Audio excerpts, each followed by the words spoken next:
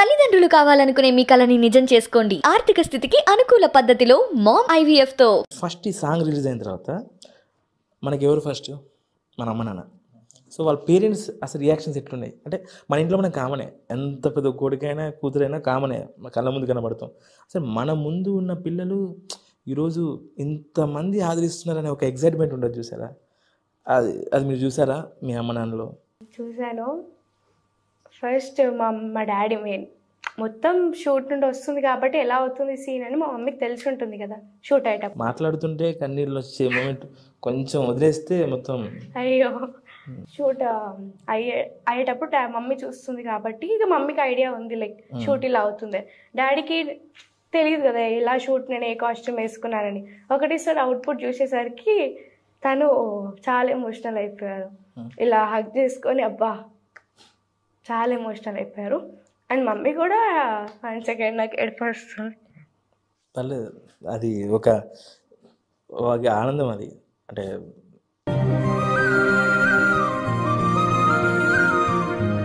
అందరినీ ఏడిపించినావు నేను అటంతోనే చూసిన వాళ్ళని. ప్రతి అమ్మాయి కూడా నిజంగా నా ఫీల్ కదా, నిజమే కదా, నేను కొన్ని సందర్భంలో నేను తనతో ఉండలేకపోయినాను, తనతో లవ్ చేసిన అబ్బాయితో లేను అని ఫీల్ అయ్యే ప్రతి ఎక్స్ప్రెషన్ని నువ్వు చూపించావు. ఈరోజు అది బాధతో, ఈరోజు ఆనందంతో కన్నీళ్ళు వస్తున్నాయి. చాలా గొప్పగా ఉంది అసలు మీ పర్ఫార్మెన్స్. నువ్వు ఏడిచావు అనుకో, అయ్యో ఇప్పుడు ఆంధ్రప్రదేశ్ తెలంగాణలో ప్రతి అబ్బాయి కూడా ఖర్చులు ఆ షాపులో ఏమైనా ఉంటే అసలు మొత్తం కరువు అయిపోతే హౌస్ఫుల్ పట్టుకోవాలి. ఎందుకంటే ప్రతి ఒక్కరు తీసుకొని వచ్చి ఇచ్చేటట్టున్నారు. అంటే అంత నువ్వంటే అంత ఇష్టం ఇప్పుడు. Thank you so much sir. So daddy చాలా నమ్మి ఒక అమ్మాయిని నన్ను మమ్మీని పంపుతున్నారంటే అది పెద్ద విషయం. మా దాంట్లో ఫ్యామిలీ రిలేటివ్స్ అది మెయిన్ అనమాట. రిలేటివ్స్ ఏమనుకుంటారు అది. సో అది నమ్మి కూడా ఇంట్లో ఉండి కూడా అన్ని అప్డేట్ తెలుసుకుంటూ మమ్మీని నన్ను పంపారు. అండ్ వచ్చి అవుట్పుట్ వచ్చి ట్రెండింగ్ 1 మిలియన్ చూసేసరికి డాడీ అసలుకు ఏం కావాలి బేట, చాలు ఒక్క పాట చాలు, ఏం చేయకపోయినా పర్లేదు, ఒక్క పాట చూసుకుంటుంటాను అని అన్నారు. లేదమ్మా, అది నిజం చెప్తున్నా, మీ అమ్మ నాన్న నమ్మకాన్ని నువ్వు ఎక్కడ మిస్ చేయలేదు. మనము యూట్యూబ్లో ట్రెండింగ్లో ఉన్న వీడియోలు చూస్తాము, కానీ ఈరోజు ఆ ట్రెండింగ్లో ఉన్న వీడియోలో మీరున్నారు. అది అంటే ఇది ఒక స్టెప్, మీరు ఇంకా రీచ్ అవుతారు. సో మీ అమ్మ నాన్న ఆనందాన్ని ఇంకా రెట్టింపు చేస్తావు. మమ్మీ నా ప్రతిదీ మమ్మీ గురించి చెప్పాలంటే నేను జస్ట్ వెళ్ళి యాక్ట్ చేసి మంచి అవుట్పుట్ ఇచ్చానా అంతే ఉంటుంది. మమ్మీ నేను కాస్ట్యూమ్స్ కానీ ప్రతిదీ పక్క నుంచి ఏది షూట్ అన్నీ మాట్లాడేది మమ్మీ అనమాట. సో నన్ను డాడీ తెలియకుండా ఇంకా నుంచి ఎంతో సపోర్ట్ చేస్తారో మమ్మీ పక్క నుండి మొత్తం సపోర్ట్ చేస్తుంది. వాళ్ళిద్దరి వల్ల ఇంకా నేను ఈ ఫీల్డ్లోకి వచ్చి చేయడం. అండ్ బాగుండాలమ్మా sir, thank you so much sir. బాగుండాలమ్మా ఇచ్చారు, చాలా హ్యాపీ. ట్రెండింగ్ 1 వచ్చింది. తట్టుకోలేనికి కూడా మంచి సాంగ్, నా ఫేవరెట్, నాకు లైఫ్ ఇచ్చింది ఆ సాంగ్. కానీ అది ట్రెండింగ్ 2లో ఆగిపోయింది. సరే ఫైన్, ట్రెండింగ్ 2 ఆ టైంకి ఆ పెద్ద మాట. నువ్వు తట్టుకోలేని నువ్వే చేసావు, బాగుండాలమ్మా నువ్వే చేసావు. సో ఇప్పుడు నువ్వు ఏడిస్తే ఎవ్వరు తట్టుకోరు. అందరూ ఏమంటారు తెలుసా, బాగుండాలమ్మా నువ్వు ఏడు వద్దు అంటారు.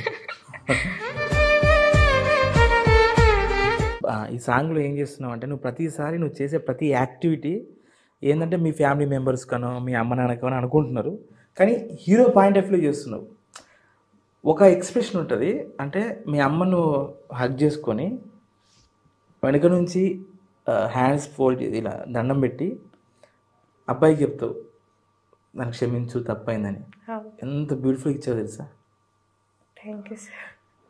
చూడ్డానికి కీర్తి సురేష్లా ఉన్నావు, అందుకే మహానటి పర్ఫార్మెన్స్లో. అంటే నీకు అంటే నేను చెప్పినట్టుగా వాళ్ళ అమ్మ నాన్న అమ్మాయిని పంపించిన షూటింగ్ పంపించిన స్టార్టింగ్లో ఇబ్బంది పడ్డారని అనిపించింది కదా.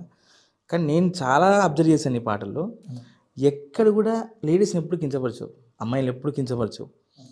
నువ్వు ప్రాపర్గా ఒక లవ్ ఫెయిల్యూర్ సాంగ్ అంటే ఒక అమ్మాయి నాకు అన్యాయం చేసింది, నన్ను మోసం చేసింది, ఏదో సంథింగ్ ఒక 4 మాటలు అమ్మాయిలు అనేస్తే పని అయిపోతుంది, అది అద్భుతం అయిపోద్ది అనుకుంటారు కొంతమంది. కానీ నీ దాంట్లో అది చాలా సెన్సిటివ్ లేయర్, దాన్ని చాలా బాగా డీల్ చేస్తావు. ఇక్కడ కూడా అంటే ఈ అమ్మాయి పాయింట్ ఆఫ్ వ్యూలో ఆ బాధను ఎలివేట్ చేసి నువ్వు తెలియకుండా ఎంతమంది అమ్మాయిలకి సపోర్ట్ చేసావు తెలుసా? ఎంతమంది అమ్మాయిలు ఆనందంగా ఉంటుంది తెలుసా? ఈరోజు కామెంట్స్ చూస్తే, నేను కామెంట్స్ చూశాను, చాలామంది అమ్మాయిలు చాలా గొప్పగా చెప్పారండి. ఒక ఆడపిల్ల మనసుని అర్థం చేసుకొని చెప్పారంటున్నారు. అసలు ఇలా ఒక అమ్మాయిల పెయిన్ని నువ్వు అర్థం చేసుకోవడానికి నీ లైఫ్లో ఉన్న మేజర్ అంటే అమ్మ అవ్వచ్చు, అంటే ఎందుకు నీకు అంత ప్రయారిటీ ఇచ్చినావంటే, దీనికి ఏదో చిన్న ఇన్సిడెంట్ ఉంటుందో, ఎవరో పర్సన్ ఉంటారు, లేదంటే ఏదో విన్నప్పుడు ఇలా కాదు ఇలా అని జరిగి ఉంటుంది కదా. సో నిన్ను ఇన్స్పైర్ చేసిందో, నీకు ప్రేరణ కలిగించిందో? అంటే నేను పాట స్టార్ట్ చేసేటప్పుడు ఇది లవ్ ఫెయిల్యూర్ సాంగ్ కనుక నేను అమ్మాయిని చూడను, అమ్మని చూస్తాను. సూపర్. సో కనుక ఆమెను ఎప్పుడు నేను ఎథిక్స్ తోటి హ్యాండిల్ చేస్తాను. ఇది లవ్ ఫెయిల్యూర్ పాట తప్పు ఎప్పుడు విధిపైన తోసిన ప్రతి సాంగ్లో కూడా పేరుకి అది లవ్ ఫెయిల్యూర్ పాట, కానీ ప్రతి క్యారెక్టర్లో నేను చేసిన తక్కువ పాటలు చేసిన 10-15 చేసిన, అందులో ప్రతి క్యారెక్టర్లో కూడా తప్పు దేవుని పైన దోషిన, ఒక దేవుని పెట్టి దేవుని పైన దోషిన, కానీ అమ్మాయిది తప్పనిలే. పర్టికులర్ నా ఉద్దేశంలో ఏంటంటే ఎవరు కావాలని తప్పు చేయరు, సిచ్యువేషన్స్ డిమాండ్ చేసి లొంగిపోతారు పరిస్థితులకు. సో అట్లా నేను ఈ పాటలో ఎస్పెషల్గా అమ్మాయిల తాలూకు అంటే మనం ఇప్పుడు నా ఉద్దేశం ఏంటంటే మనకు బాధ ఇచ్చిన, పెయిన్ వచ్చినా, నొప్పి వచ్చిన అబ్బాయిలు సింబాలిక్గా చేతిలో ఒక బాటిల్ పట్టుకొని, ఈ చేతిలో సిగరెట్ పట్టుకొని చెప్పేస్తాం మనం. బాబు వాళ్ళ బాధను చెప్పుకోవడానికి కూడా వ్యక్తులు ఉండరు. వాళ్ళతో వాళ్ళు మాట్లాడుకొని నలిగిపోయి ఏడ్చి కుంగి కుసించిపోతారని నాకు అర్థమైంది. అంటే ఇప్పుడున్న ప్రస్తుత ట్రెండ్తో బట్టి చూడొద్దు. ఇప్పుడున్న అమ్మాయి అయినా తర్వాత అయినా అమ్మాయి అయ్యాల్సిందే, అమ్మాయి కూడా ఒక అమ్మ నుంచి వచ్చిందే. సో మనం అమ్మనే చూద్దాం. ప్రతి పాటకి ప్రతి రైటర్ చెప్తారు కదా, రెగ్యులర్గా మన సినిమాలో 10 రోజులు తీసుకున్నాను, 20 రోజులు తీసుకున్నాను, 3 నెలలు తీసుకున్నాను అని. సో ఇంత ఎమోషన్కి డ్యూరేషన్ ఎన్ని రోజులు పట్టింది? దాని డ్యూరేషన్ 4.5 minutes. బట్ దానికోసం నేను పడ్డ స్ట్రగుల్, దాన్ని బయటికి తేవడానికి అయినా ఫేస్ చేసినాయని 2 years. 2 సంవత్సరాలు ఒక పాట మీద తమ్ముడు.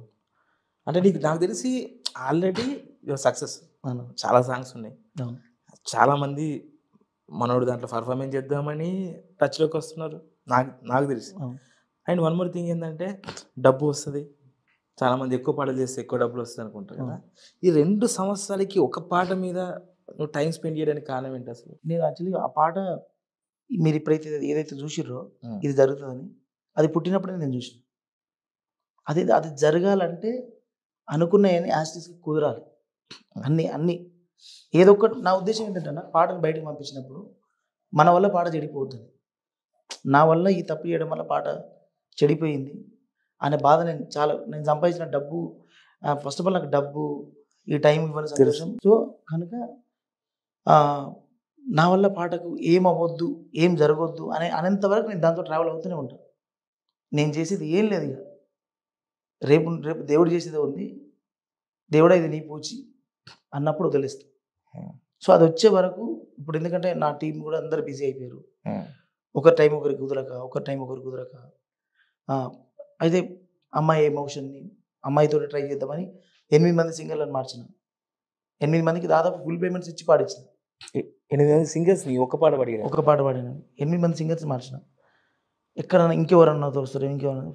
సో ప్రాపర్గా నాకు అర్థమైంది ఏంటంటే బాగుండాలం అనేది ఒక సోల్, దాన్ని ఏ గొంతు పాడినా రీచ్ అవుతుంది అనే క్లారిటీ నాకు వచ్చినప్పుడు ధైర్యం చేసి అప్పుడు మేల్ వాయిస్ చెప్తున్నాను కదా, మేల్ వాయిస్ లీడ్గా ఒక చెల్లె బాధన అన్న చెప్పినట్టు, ఒక అమ్మాయి బాధన ఒక అబ్బాయి చెప్పినట్టుగా మొదలు పెడితే అందరికీ కన్విన్సింగ్ ఉంటుందని చెప్పి నేను ఫిక్స్ అయ్యి అన్నీ సెట్ అయిన రోజు రిలీజ్ చేసినాను.